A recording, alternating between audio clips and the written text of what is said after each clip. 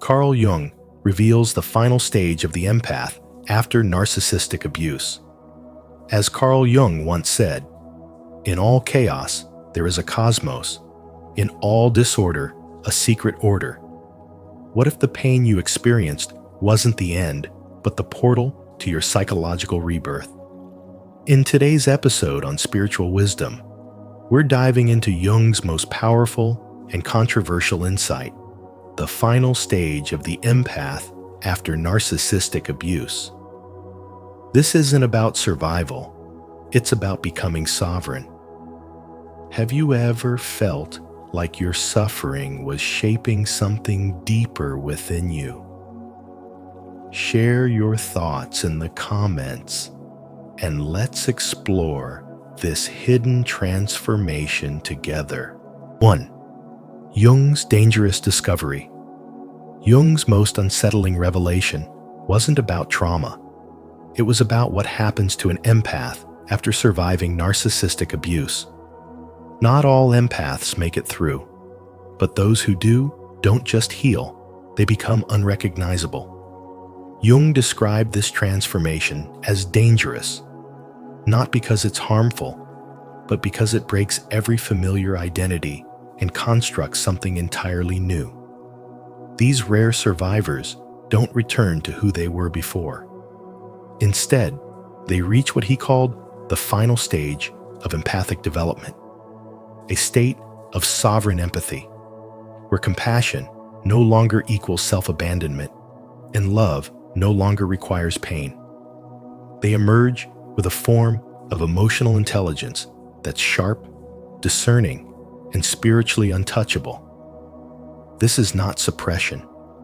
This is integration. These empaths have faced their own shadow and survived being mirrored by a narcissist whose only language was control. But rather than becoming bitter or closed, they evolve into a version of themselves that is whole, luminous, and impervious to psychological games. They no longer react, they respond. They no longer absorb pain, they transmute it. Jung called this integrated shadow consciousness, a state where you become so conscious of your triggers, wounds, and energetic patterns that nothing can unconsciously hijack your emotional landscape again. You are still sensitive, but now that sensitivity is your superpower, not your liability. But there's a price to awakening. Once you reach this stage, you stop speaking the emotional language of the people who once relied on your self-abandonment. You stop over-explaining. You stop rescuing. You stop tolerating energy that dishonors your nervous system. To those who benefited from your unhealed self, it will feel like betrayal. But it's not betrayal. It's sovereignty. You don't go no contact because of hate. You go silent because your frequency no longer resonates with cycles of chaos. You don't explain your growth. You embody it. And while this stage can feel isolating, it's also where your deepest power lives.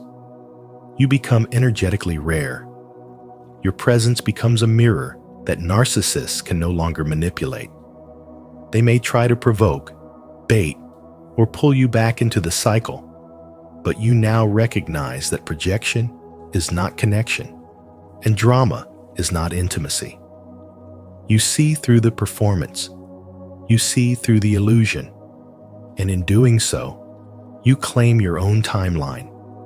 You stop looking for justice outside yourself because the justice is in your transformation. Jung once said, "One does not become enlightened by imagining figures of light, but by making the darkness conscious." And that is exactly what the sovereign empath does. They meet the darkness and become the light that cannot be dimmed. This is not the empath who cries in silence anymore. This is not the empath who doubts their worth or overgives in hopes of being chosen. This is the empath who remembers who they are, who trusts the intelligence of their nervous system, who knows that silence is protection, That intuition is divine strategy. That distance is a boundary, not a punishment. You are no longer the victim of your past. You are the architect of your future. And this, Jung believed, was the most powerful and rare form of spiritual wisdom that could ever emerge from the ruins of abuse. An empath who finally chooses themselves. Comment below. I claim my sovereign empathy. If you're ready to embody the final stage of awakening that Carl Jung warned was both powerful and rare.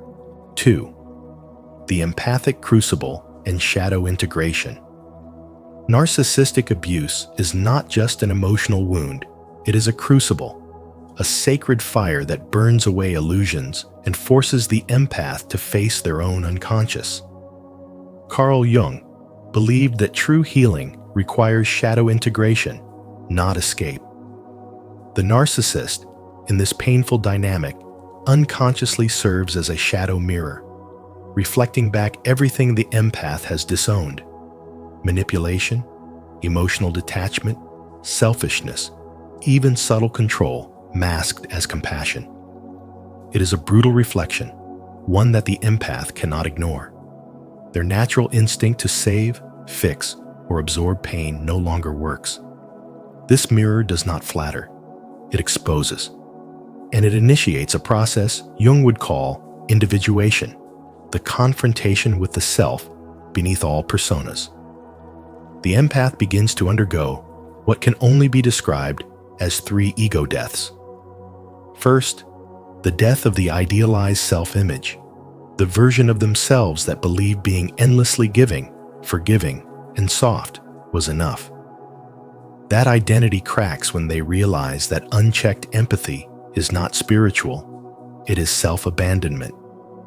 Second, the death of the illusion that love can fix others. This belief, often rooted in childhood trauma, becomes poison in the presence of a narcissist. Love without boundaries becomes enabling, and the empath must face the devastating truth that some people feed on light they refuse to create within. Third, the death of the need for external validation, the compulsion to be seen as good, worthy, or lovable in another's eyes. This is the final and most liberating death because it signals rebirth. The empath no longer needs to be chosen. They choose themselves. This metamorphosis gives rise to something Jung found both rare and dangerous: sovereign empathy. It is the ability to feel deeply without being consumed, to love without being blind, to remain open without being used. It is not emotional detachment, it is emotional mastery. These empaths don't suppress emotions, they transmute them. They don't avoid pain, they alchemize it. And through this, they achieve a state of psychological immunity where external chaos no longer dictates their internal peace. In a world addicted to reaction, they embody conscious response. In a culture obsessed with approval, they embody quiet knowing. Spirituality is not just light, it is the conscious integration of darkness. And those who survive the narcissistic crucible emerge as spiritually awakened warriors. They walk differently. They speak with clarity. They love with discernment. They are no longer emotionally hijacked by others' wounds. Instead, they become living proof that healing is not about returning to who you were before the trauma. It is about rising into who you were designed to become. The journey hurts, but it reveals the power of the empath not as a victim, but as a force of spiritual intelligence, a soul who has remembered their light by walking through the shadow. Leave a like and subscribe to Spiritual Wisdom, and don't forget to turn on the notification bell so you never miss a deep dive like this. If you're ready to embrace your shadow and rise from the empathic crucible with strength, comment below. I transform pain into power. 3. 4 empathic outcomes after abuse. Carl Jung revealed that after surviving narcissistic abuse, empaths do not simply return to who they once were. They face 4 powerful crossroads that determine whether they dissolve, hide, repeat their trauma, or ascend into sovereignty. The first outcome is the dissolved empath, someone who completely loses their identity in the emotional chaos left behind. They absorb everyone else's pain until their own boundaries disintegrate, becoming so entangled with others that they forget where they end and others begin. This kind of empath often mistakes emotional absorption for connection, but what they truly experience is spiritual fragmentation. Then there's the armored empath, someone who has been hurt so deeply that they shut down emotionally and hide behind intellect, control, or detachment. They stop feeling to stop hurting, but in doing so, they disconnect from their authenticity and lock their heart behind walls, mistaking emotional numbness for strength. This path may protect them from being broken again, but it also keeps them from being truly seen, truly loved, and truly whole. Next comes the wounded healer, a path many empathic souls unconsciously take. This empath uses their own trauma as a tool to help others, becoming a rescuer, advisor, or guide, but not from a place of wholeness. Instead, they operate from a hidden need to be needed. They feel valuable only when they're fixing others, and while they may seem powerful, they're often still driven by unhealed wounds. Their identity becomes entangled with being the helper, and they never give themselves permission to stop bleeding. But Jung pointed toward a 4th and far more rare path: the emergence of the sovereign empath. This is not merely someone who is healed, but someone who has transcended the cycle entirely. They have faced their shadow, integrated their darkness, and come out the other side with emotional mastery and spiritual intelligence. They do not numb their feelings or hide from pain. They feel everything, but nothing controls them. They've developed what Jung referred to as psychic immunity, the ability to feel deeply without being hijacked, to hold space without being consumed, and to sense manipulation before it ever enters the room. The sovereign empath is no longer governed by fear, people-pleasing, or emotional chaos. They do not need to prove their worth, fix others to feel safe, or protect their energy through isolation. They are whole from within. This level of spiritual development is not passive healing. It's a conscious rebirth. It's the result of radical self-awareness, boundaries forged in truth, and an unwavering commitment to their higher self. They become the alchemists of their pain, turning betrayal into wisdom and sorrow into soul power. And this journey is not reserved for a chosen few. It is open to anyone willing to stop running from their wounds and start listening to them. In the end, the sovereign empath is the one who doesn't just survive the abuse, they transform through it, awakening a form of spirituality that no longer seeks safety in others, but finds home in themselves. Do you feel the truth of this deep transformation? If you do, declare it in the comments. I am an empowered empath, and I choose growth. 4. Traits of the sovereign empath. A sovereign empath is not someone overwhelmed by emotions, but someone who has transmuted pain into precision, intuition into intelligence, and suffering into spiritual wisdom. After surviving narcissistic abuse, the empath undergoes an inner rebirth not into someone cold or detached, but into someone clear, discerning, and energetically sovereign. This stage, which Carl Jung considered a dangerous kind of awakening, marks a psychological shift so powerful that it becomes almost unrecognizable to those who knew them before. They no longer absorb others' chaos unconsciously. They choose what enters their emotional field. This is not suppression. It is conscious permeability. The sovereign empath still feels deeply, but the need to fix, please, or rescue dissolves. Their empathy is no longer a reaction. It becomes a calibrated response, rooted in presence and clarity. Jung called this archetypal sight the rare ability to see through persona masks into the unconscious architecture of a person's shadow. Sovereign empaths can detect manipulation before a word is spoken. They sense ego projection not through logic, but through energetic misalignment.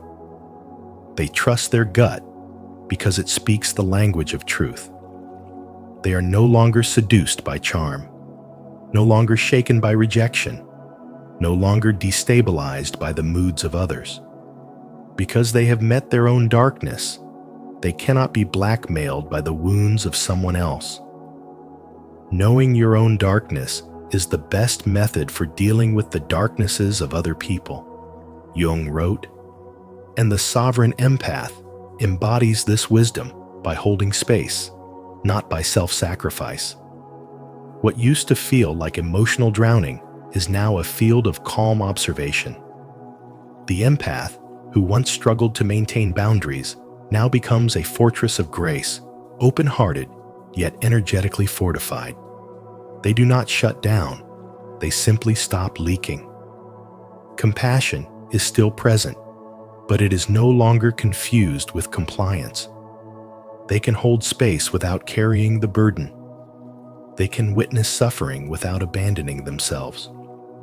Their aura no longer signals availability to be used, but presence to be respected. In every interaction, the sovereign empath makes a silent choice. Will this energy serve my spirit or distort it? This level of intelligence, this depth of spiritual discernment, is not learned from books. It is forged in the fire of betrayal, heartbreak, isolation, and the long walk home to one's own soul. And now, instead of seeking connection from a place of deficiency, the sovereign empath offers it from a place of overflow. They have become the mirror others can't lie to, the presence that reveals, the silence that unsettles, the warmth that does not chase. No longer addicted to being understood, they are anchored in self-recognition. No longer trying to explain their worth, they radiate it. They walk in the world as both mystery and medicine, as both mirror and boundary, as both soft and untouchable. They are not trying to be liked. They are here to be aligned. They are not afraid of solitude. It has become their sanctuary. They are no longer the empaths the world could consume. They are the empath the world must reckon with. 5. The hidden cost. Isolation and consciousness gap. Sovereign empaths carry the weight of profound perception, often misunderstood, not because they are wrong, but because they see too much, too clearly. Jung called this prophet's isolation, the kind of loneliness that comes not from absence of people, but from the inability to communicate truths others are not ready to face. It's the price of deep awareness, and for empaths who have crossed into the final stage of their spiritual awakening, it becomes a quiet exile. As they integrate their own shadow, they step into a heightened consciousness that few around them understand, creating what Jung referred to as the consciousness gap. This gap isn't theoretical, it's painfully real. It shows up in the way relationships dissolve without drama, in the way silence replaces superficial conversation, and in the growing sense that even those once close now feel like strangers. The sovereign empath no longer mirrors to belong. They no longer emotionally contort themselves to maintain harmony. Instead, they become a mirror of truth, and truth is often unbearable to those still living inside illusions. As the empath rises in spiritual intelligence, they no longer seek validation through emotional rescue. They've outgrown the roles that once made them lovable in the eyes of the unconscious, roles like savior, caretaker, or emotional sponge. Now, they're discerning. They choose presence over performance, depth over drama, clarity over chaos. But this evolution has a cost. Many empaths find themselves walking alone, not because they want solitude, but because they've outgrown energetic environments where they once felt safe. Old connections crumble, not from conflict, but from incompatibility of frequency. Conversations become exhausting. Parties feel empty. Even my family feels foreign. The sovereign empath becomes psychologically untouchable, not in arrogance, but in energetic mastery. They no longer absorb what they observe. They no longer over-explain what they embody. And because of this, they are often perceived as distant or changed. But what's changed is not their heart. It's their boundaries, their awareness, their unwillingness to betray themselves to maintain connection. In a world still asleep, the awakened soul often walks alone. But this loneliness is sacred. It is the silence in which discernment grows. It is the stillness where spiritual wisdom deepens. And it is in this painful, holy gap between the unconscious and the awakened where the sovereign empath becomes unshakable. Jung said, "People will do anything, no matter how absurd, to avoid facing their own souls." The empath, by contrast, has faced their own soul and now pays the price for that courage. But it is also a gift, because in this silence, they begin to attract a different tribe, not through effort, but through vibration. People who meet them in clarity, not confusion, who see their truth, not their utility. And in this resonance, the empath is no longer alone, but aligned. Stay connected to the spiritual wisdom community by subscribing to our channel. Here, we dive deep into the unseen layers of awakening and the cost of rising above manipulation. You are not alone in your isolation. You're evolving. Claim your journey by commenting, "I embrace the solitude that shapes my soul." Don't forget to like, share, and hit the bell so you won't miss what's coming next. 6. Jung's 4-stage shadow integration protocol. Carl Jung's 4-stage shadow integration protocol reveals the sacred path of transformation that every empath must walk after enduring narcissistic abuse. A journey that is not only psychological, but deeply spiritual, where healing becomes a form of initiation and your wounds are redefined as the gateways to power. The first stage, shadow acknowledgement, is where the empath faces the raw truth within: jealousy, fear, neediness, suppressed rage, longing for validation of all the hidden parts that have been exiled in the name of being good. Instead of denying these traits, Jung invites you to embrace them, because what remains unconscious will continue to control your life. This moment of honest self-reflection becomes the turning point, where compassion is extended inward, and the very qualities once shamed become the keys to your spiritual development. Here, you begin to understand that your light cannot shine fully without honoring your shadow, and that true wholeness comes not from perfection, but from integration. The second stage, projection withdrawal, is where many empaths begin to awaken from illusion. Having projected their inner gold, their strength, voice, and worth onto the narcissist, they must now reclaim what was disowned. Jung reminds us, everything that irritates us about others can lead us to an understanding of ourselves.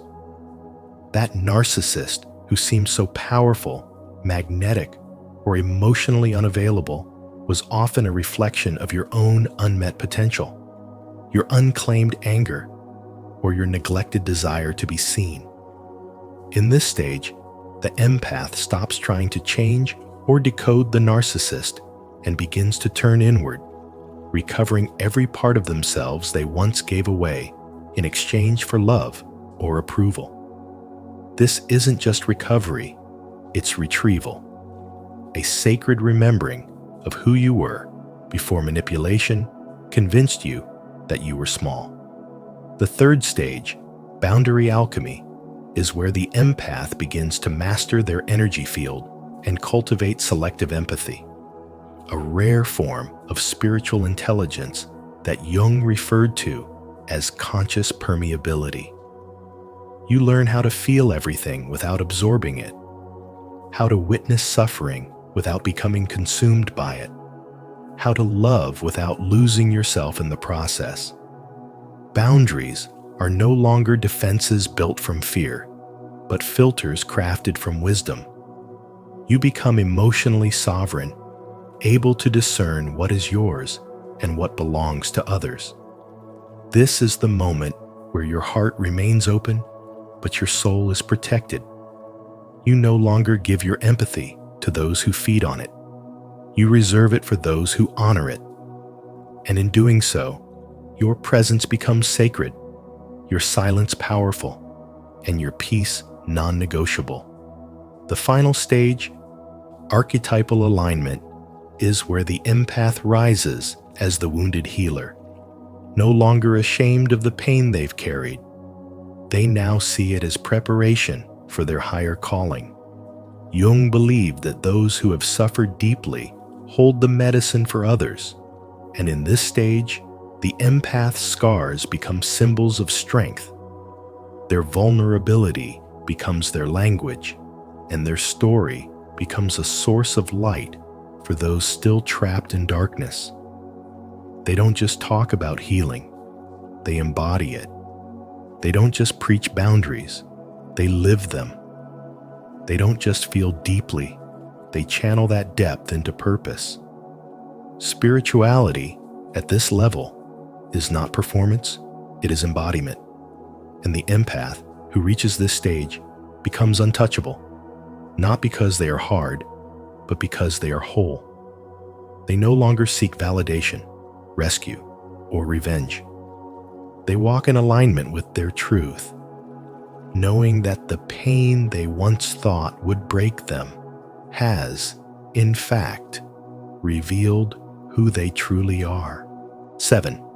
5 metamorphoses of the empath. Carl Jung revealed that the final stage of the empath after narcissistic abuse is not merely about recovery, it's a psychological metamorphosis that few ever reach, a spiritual wisdom earned through fire. In the first stage, dissolution, the empath's ego collapses under the emotional warfare of manipulation.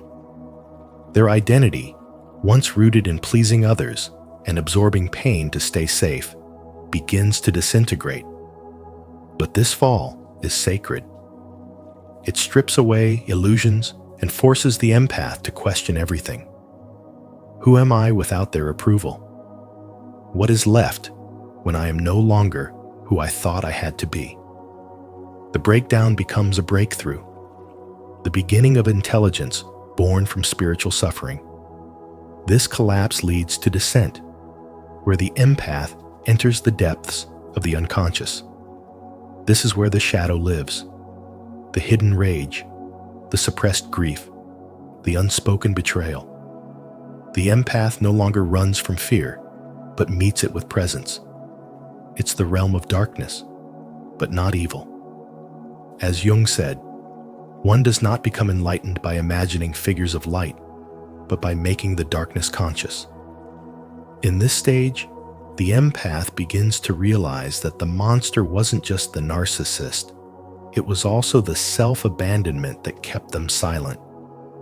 This confrontation with the shadow becomes the gateway to transformation, where fear is not exiled, but integrated. Then comes integration. The empath stops dividing themselves into good and bad.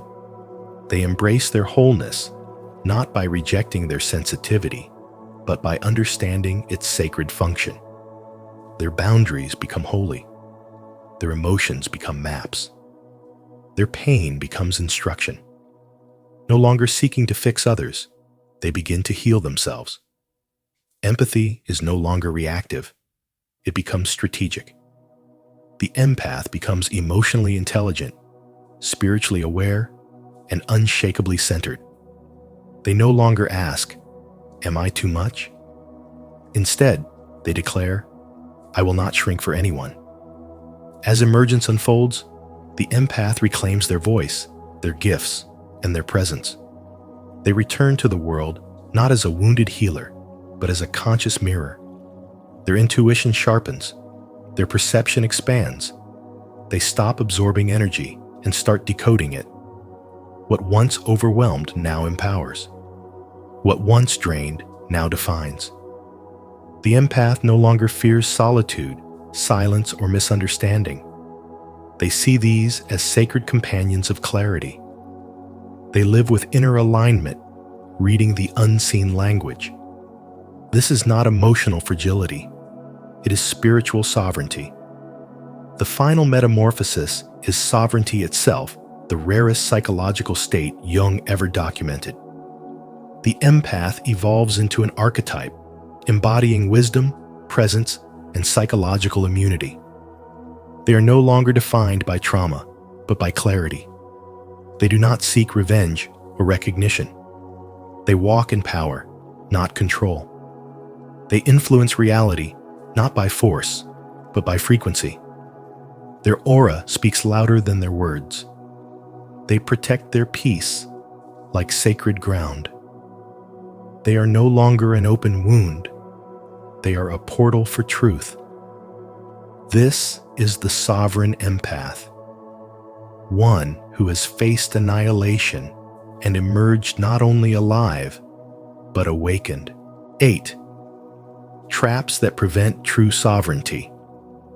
The final stage of empathic transformation, as revealed by Carl Jung's deep psychological insight, is riddled with hidden traps that disguise themselves as spiritual progress, but subtly sabotage true sovereignty. The first is spiritual superiority, the belief that enduring trauma automatically makes one more spiritually evolved. While pain can be a gateway to awakening, it does not guarantee wisdom. Many wear their suffering like a crown, mistaking survival for enlightenment. But Jung cautioned that until you make the unconscious conscious, it will direct your life and you will call it fate. True spiritual wisdom doesn't emerge from what happens to you, but from how deeply you choose to transform it. When trauma becomes your identity instead of your initiation, you lose the humility required for real growth. The second trap is therapeutic materialism, the endless loop of healing as performance. It's the addiction to processing, reading, journaling, meditating, attending workshops, yet never integrating. You collect insights like trophies, but never let them change how you show up in relationships, in presence, in silence. Jung's work reminds us that spirituality without embodiment becomes another form of avoidance. You cannot heal forever without stepping into wholeness. Insight must lead to inner structure. Otherwise, it becomes spiritual entertainment, not transformation. The third trap is isolation addiction, the tendency to confuse solitude with superiority. After betrayal or narcissistic abuse, the The empath often swings to the extreme, believing that cutting off all human connection is the mark of awakening. But excessive withdrawal is often fear dressed as discernment. Sovereignty is not the absence of people, it is the presence of self. Jung spoke of individuation as becoming whole, not separate. A spiritually intelligent being doesn't avoid human contact. They learn to remain energetically centered amidst it. Solitude is sacred, but connection is the test of integration. The fourth and most subtle trap is the revenge disguise, the temptation to weaponize insight against those who hurt you. This is the empath who uses silence to punish, awareness to mock, or superiority to invalidate. Jung called this the shadow's seduction. Revenge, masked as healing. But if your evolution still needs someone else to lose, you haven't healed. You've just found a more elegant form of resentment. The spiritually awakened don't retaliate with punishment. They reclaim their peace with grace. In a world where spirituality is often reduced to aesthetics and self-help mantras, these traps are alluring because they mimic growth without requiring inner death. But sovereignty demands depth. It asks you to be honest about the masks you wear in your healing, the escapes you call wisdom, and the superiority you mistake for safety. To walk this path is to turn inward, not to become better than others, but to become whole within yourself. 9. The role of sovereign empaths in humanity's evolution. Carl Jung believed that sovereign empaths are not just survivors of narcissistic abuse. They are the embodiment of humanity's next spiritual evolution. These individuals do not simply heal. They transmute pain into power and become living conduits for collective transformation. Their suffering is not random or personal. It is archetypal, woven into the unconscious fabric of humanity itself. Empaths carry the emotional residue of generations. They absorb the unspoken traumas of families, societies, and lineages. And through a long and often painful process of awakening, they begin to alchemize it. Jung understood that these people are not here to live ordinary lives. They are spiritual catalysts, walking between worlds, embodying both profound sensitivity and unwavering inner strength. What appears to be weakness becomes their greatest weapon once it is integrated. And what was once overwhelming emotion becomes sacred intuition, guiding others toward their own healing. The narcissist in their life plays a brutal but essential role. As Jung taught, the shadow must be seen before it can be integrated. The narcissist acts as a dark mirror, forcing the empath to confront their unconscious wounds, codependency, and suppressed power. This isn't just a toxic relationship, it's a spiritual initiation. The narcissist is not merely an abuser, but a trigger for profound self-discovery. Once the empath sees the game, everything changes. They begin to withdraw their energy, reclaim their narrative, and rise not in bitterness, but in spiritual clarity. The empath who survives this metamorphosis doesn't return to who they were before they become something entirely new. Jung referred to this transformation as individuation, the process of becoming whole. In this sovereign state, the empath no longer absorbs chaos. They become the eye of the storm. They no longer seek validation. They embody truth. And they no longer run from the darkness. They become fluent in its language.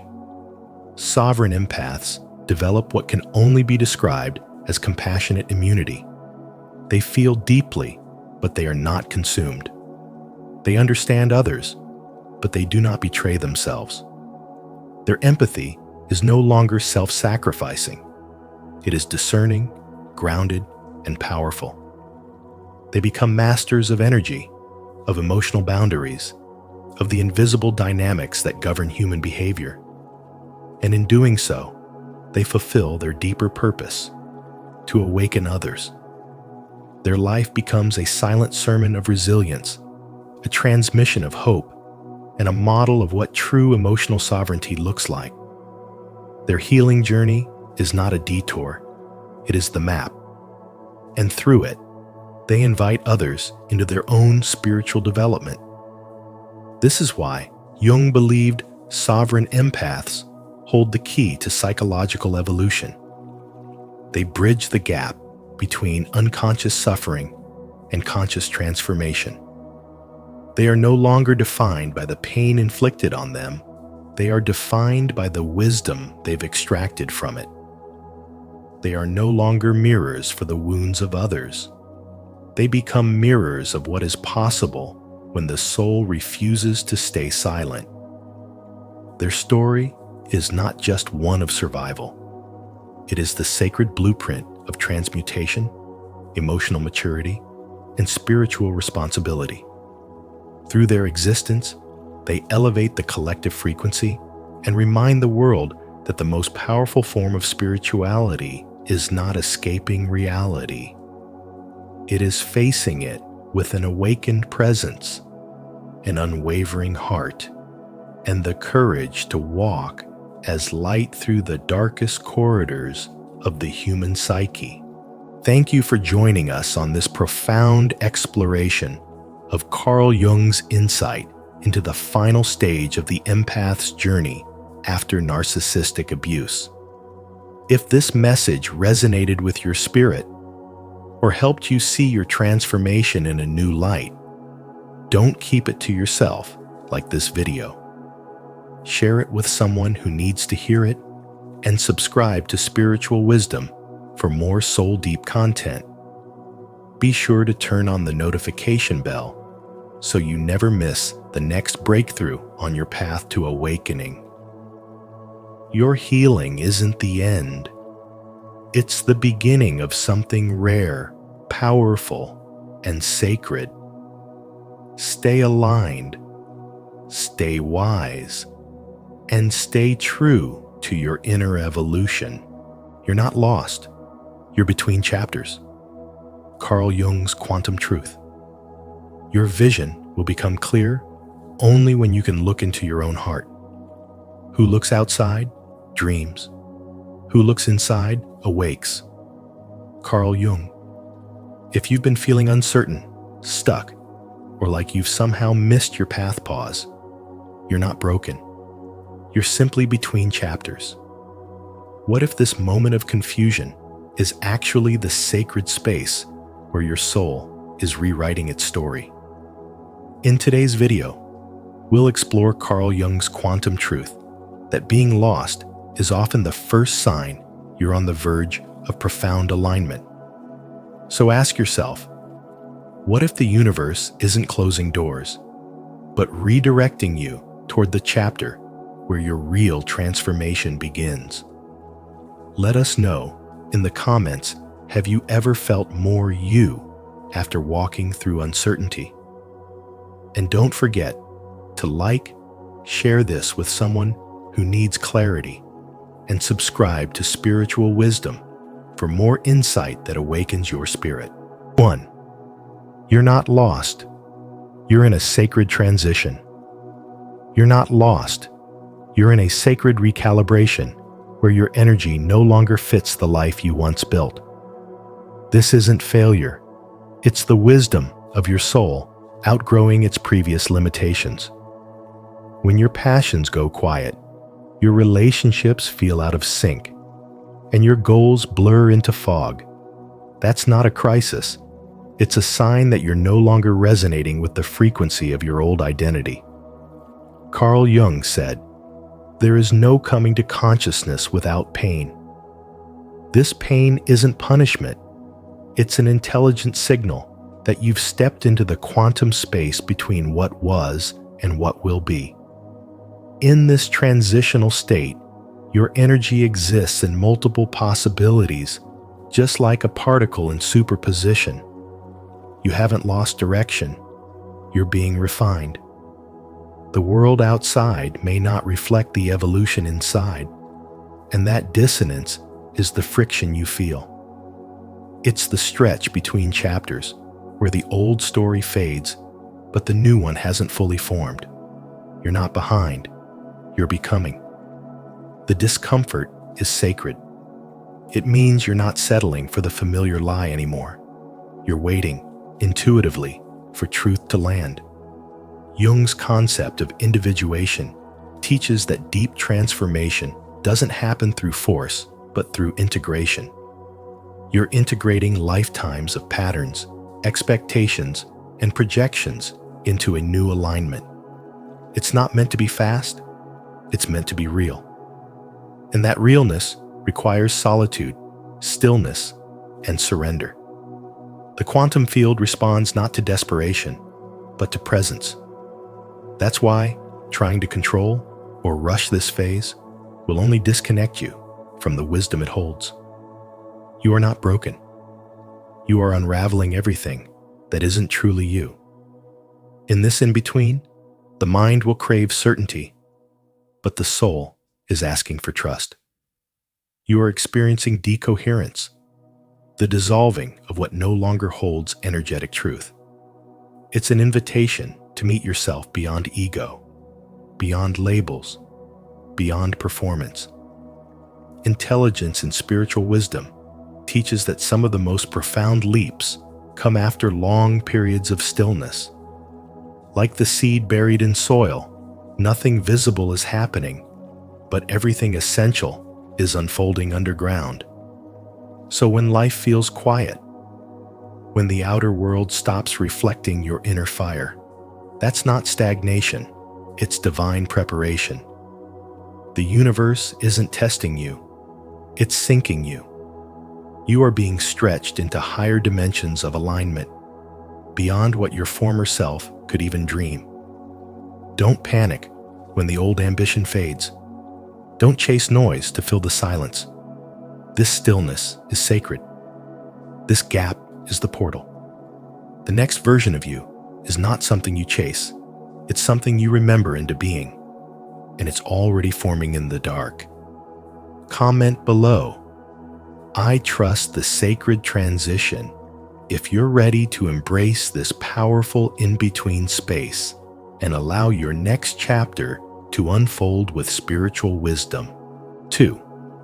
The discomfort is a prelude to transformation. The discomfort you're feeling right now is not evidence that you've lost your way. It's the echo of a soul outgrowing its past. What you're moving through is not a breakdown, but a sacred recalibration. Your nervous system is not malfunctioning. It's adapting to a new energetic code. Your mind may call this chaos, but your spirit knows it as the quiet before a quantum leap. As Carl Jung reminds us, there is no coming to consciousness without pain. This is not regression. This is resurrection in slow motion. And in this strange, in-between space, where nothing makes sense, your soul is slowly being rewritten to match the future version of you, the one aligned with higher truth, deeper peace, and radical inner freedom. This void, often called the 0-point field, is where everything and nothing exists at once. It is the womb of transformation, the place between who you were and who you are becoming. And while most people frantically try to escape it by changing jobs, forcing clarity, or seeking quick external validation, the truth is that presence, not performance, is the bridge across this unknown. There is nothing you need to fix. In fact, the more you try to fix, the more you resist the very intelligence that's trying to flow through you. This is not a time for hustle, it's a time for surrender. You don't need a plan. You need permission to be still. You don't need answers. You need alignment. And you certainly don't need perfection. You need presence.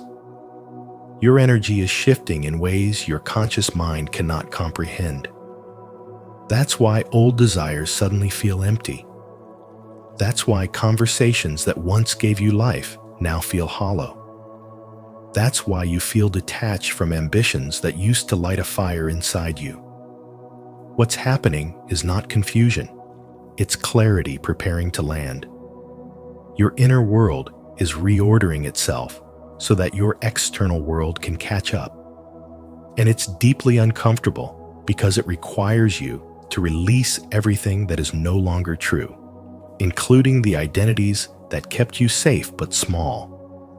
You are no longer compatible with your old frequency, and that dissonance you feel, it's the friction of evolution. In spiritual awakening, this is known as the dark night of the soul, but it's also the birthplace of divine consciousness. This chapter may be quiet, even painful, but it is sacred. It's a space where the universe whispers instead of shouts, where silence becomes the language of wisdom, where your job is not to fix your life, but to let your life reveal itself to you. Modern society teaches us to act, to fix, to plan. But spiritual wisdom teaches us that in certain seasons, the bravest thing you can do is wait, to breathe through the unknown, to grieve what is leaving and trust what is forming, even when you cannot name it yet. This isn't stagnation, it's sacred preparation. You are shedding timelines, releasing karmic weights, integrating quantum lessons. And all of this is happening beneath the surface, where your eyes cannot see, but your soul can feel. So let go. Let go of the pressure to know what's next. Let go of the expectation to feel inspired. Let go of the need to explain yourself to people who wouldn't understand your transformation anyway. This chapter isn't about proving, it's about purifying. The fire isn't here to destroy you, it's here to refine you. You're not off track, you're off script, and that's exactly where your soul wants you. Your intuition is louder in the quiet. Your truth is sharper in the stillness. And your next chapter will not be built from force. It will rise from alignment. You are being recoded to hold more light, more love, more truth than ever before. Trust that. You are not lost. You are not broken. You are simply between chapters. And when the next one begins, you will carry the wisdom of everything you learned in the silence. Leave a like if this message resonates with your journey. And don't forget to subscribe to Spiritual Wisdom and turn on the notification bell so you never miss a moment of awakening. Comment below. I embrace the discomfort. Transformation is near. To affirm your sacred transition. 3. Your identity is melting for a reason. Like a caterpillar dissolving inside the cocoon, your sense of identity is quietly breaking down. And though it feels disorienting, it's not chaos, it's transformation. You're not failing. You're not broken. You're in a sacred phase of becoming, where everything you once knew about yourself is being stripped away, not to punish you, but to make space for the next version of you. Carl Jung said, "In all chaos, there is a cosmos. In all disorder, a secret order." What looks like a disorder in your life right now is actually spiritual intelligence at work, rearranging the architecture of your soul in ways your logical mind can't yet understand. The passions that used to light you up might now feel hollow. Conversations may seem shallow. The life you built might suddenly feel too small. But that doesn't mean you're lost. It means you've outgrown your previous frequency. This is the space between chapters, and though it's silent, it's profoundly sacred. There is no map for this part of the journey. Only presence, only trust. Your job is not to force answers, but to surrender to the mystery. You don't need to rush to define what comes next. Instead, breathe into the unknown and allow the new self to emerge from within. In a culture obsessed with productivity, we often confuse stillness with failure. But real spiritual development doesn't happen in the doing. It happens in the undoing. That's why this stage feels so uncomfortable. You are shedding outdated patterns, roles, and attachments that once kept you safe. And the mind, desperate for control, will beg for clarity. But clarity isn't your task right now. Your task is to soften into the unknown, to trust the alchemy of uncertainty, and to let the inner shift complete its cycle. As Jung reminded us, who looks outside dreams. Who looks inside awakes. You are being called inward to awaken, not by chasing something new, but by letting go of what no longer reflects your truth. This is the hidden power of the cocoon. Everything dissolves so the impossible can be born. The world will tell you to fix, to solve, to hurry. But your soul knows this is a time to listen deeply and honor the sacred pause. You are not falling apart.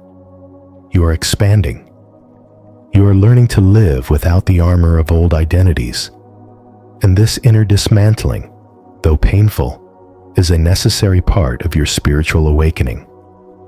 The person you're becoming cannot be built on outdated beliefs, fears, or survival patterns.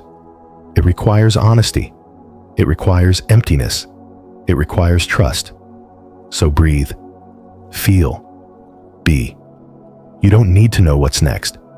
You only need to know that at this moment, this space of not knowing is where your next chapter is already being written.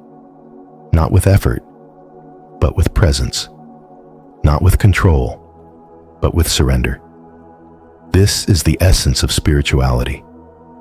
The ability to stand in the fire of your own transformation without reaching for escape. You are not lost. You are in divine transition. You are melting, not to disappear, but to become something more aligned, more expansive, more true. Let go. Trust the unseen and allow your new self to rise. Do you feel your old self dissolving to make room for something greater? Then this message is for you. Type in the comments, "I am shedding what no longer serves me," to affirm your transformation. 4. Quantum leaps require coherence, not effort. In the quantum field, transformation isn't driven by force. It's summoned by coherence. When your energy is scattered, no amount of effort can override the chaos within.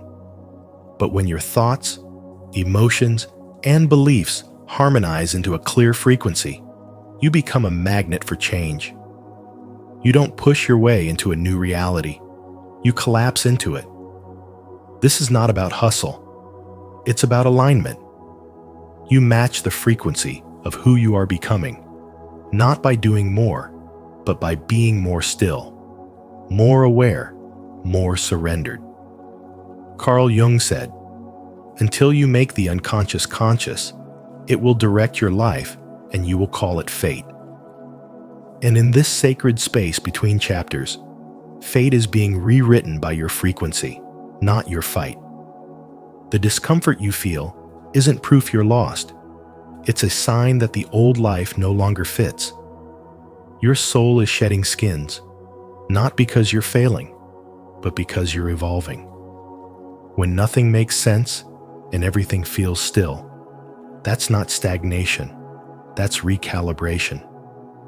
The mind wants to label this pause as weakness, but the truth is, this stillness is coded with spiritual intelligence. It's preparing your nervous system to hold a new identity. You may feel detached from old passions, disconnected from people who once mattered, or uninspired by goals that used to light you up. That's not apathy, it's alignment shifting. You're no longer available for anything that doesn't match the frequency of your becoming. Coherence is a silent kind of power. It means your heart no longer negotiates with what drains you. It means your body becomes a compass and rest becomes sacred. It means you stop betraying your inner truth just to be understood. The moment you stop chasing outcomes and start trusting the pull of your intuition, everything begins to move. In quantum terms, reality responds to the observer's state of being. And when your being is calm, clear, and congruent with your highest vision, you collapse the wave of infinite potential into a particle of manifested truth. The shift doesn't happen through force. It happens through frequency. This is spiritual wisdom in motion. It's remembering that you don't have to prove your worth through pain. You don't have to earn joy by suffering first. You don't have to fight to belong. You already belong to your future, to your purpose, to the next timeline that is already waiting for you to meet it with grace, not resistance. Carl Jung reminded us that there is no coming to consciousness without pain, but that pain is not a prison, it's a portal. The stillness you're standing in is not the end of the story. It's the silent paragraph between plot twists. You are not lost. You are being prepared for a leap so aligned that when it arrives, you won't have to force a single thing. You will simply recognize the frequency and return to yourself. 5. Stillness is the signal, not the absence of progress. The stillness you feel is not an error in your path, nor a punishment from the universe. It is the sacred recalibration before your transformation unfolds. This silence is not the absence of motion. It is the invisible intelligence of the quantum field, scanning your frequency, aligning your soul with the timeline that matches your growth. In spirituality, we are taught that the most powerful awakenings don't arrive with fanfare, but unfold quietly, gently, like a soft sunrise. One day, without warning, you realize you're no longer reactive to the things that once controlled you. The anxiety no longer grips your chest. The overthinking softens, and you begin to feel present, not because the world has changed, but because you have. This is spiritual wisdom in motion, the kind Carl Jung hinted at when he spoke of becoming who you truly are. Real transformation doesn't shout. It settles into your bones and shifts your vibration from the inside out. Stillness is not your enemy. It is your mirror. It reflects who you are without distractions, without ego, without noise. In a culture obsessed with progress, you might feel ashamed for not moving fast. But consider this. Trees don't rush to grow. Rivers don't force their flow, and yet they transform landscapes with their quiet power. What if your stillness is not stuckness, but spiritual preparation? What if the universe is holding its breath, waiting for your essence to stabilize before it delivers what you've been asking for? In this space between chapters, your nervous system is healing. Your identity is shedding old layers, and your energy is maturing. The world may not see it, but your soul feels it. You are becoming magnetic. Your presence is learning to speak louder than your words. And while it may seem like nothing is happening, the most intelligent part of you knows this is the calm before your quantum leap. This moment is sacred. It is the cocoon before the wings, the silence before the revelation. Every spiritual awakening contains a chapter like this, a pause, a breath, a retreat inward. If you're in that space now, trust that it is working. Trust that the absence of chaos is not emptiness, but order forming in new patterns. Do not rush to fill the silence. Let it teach you. Let it shape you. Because soon, this stillness will bloom into a reality that reflects the depth you've cultivated in private. You are not lost. You are between versions of yourself. And that space, though invisible and often misunderstood, is the signal, not the absence of profound spiritual transformation. If you believe stillness is sacred, not stagnant, and you're ready to embrace this in-between chapter, like this video, subscribe to Spiritual Wisdom and comment below. I trust the stillness to guide me. Let's align together in faith and intention. 6. You become the signal, not the seeker. You no longer chase the signs, you become the sign.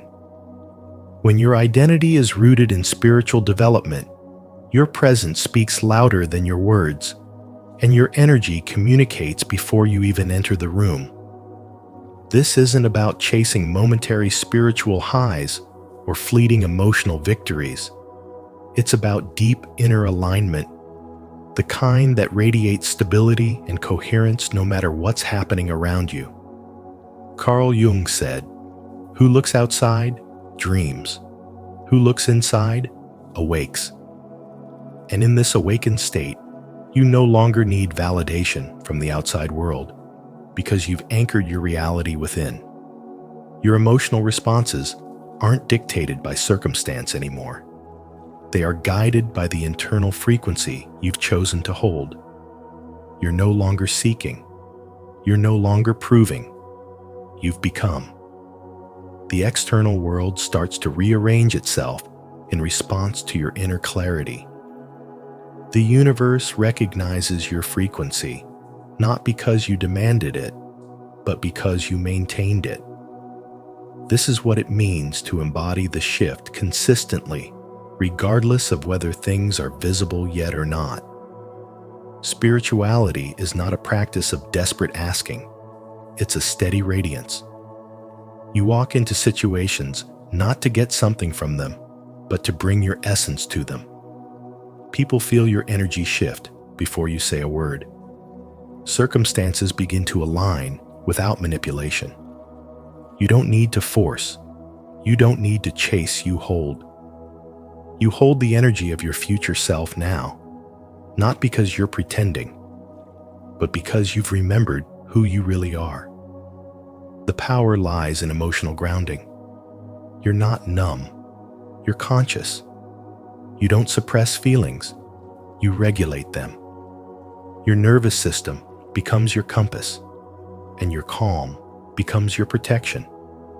The things that once pulled you out of alignment no longer have the same power, not because they disappeared, but because your frequency outgrew them. There is no fear in letting go when you know what you're anchored in. You're not afraid of change because you've become the change maker. That quiet stillness you feel in the middle of uncertainty, that's you standing at the edge of a quantum shift, not by accident, but by design. You're no longer performing spirituality for others to understand you. You're living it in such a way that your reality becomes the evidence. You don't explain your growth. You express it through your presence. There's a point where words fall short and embodiment takes over. That's when people feel you more than they hear you. That's when reality bends, not because you demanded it, but because you matched it. The lesson is clear. Coherence is the key, and identity is the portal. When your inner world becomes the signal, your outer world has no choice but to reflect it. This is the evolution of the seeker into the signal. This is the spiritual intelligence that changes everything. 7. The real test is integration, not initiation. Many people don't fail because they lack the vision of a better life. They fail because they don't know how to hold it. They catch a glimpse of their higher timeline, feel the shift in their energy, maybe even step into a brief moment of clarity, but then they fall back. Not because they're weak, but because they doubt the stillness.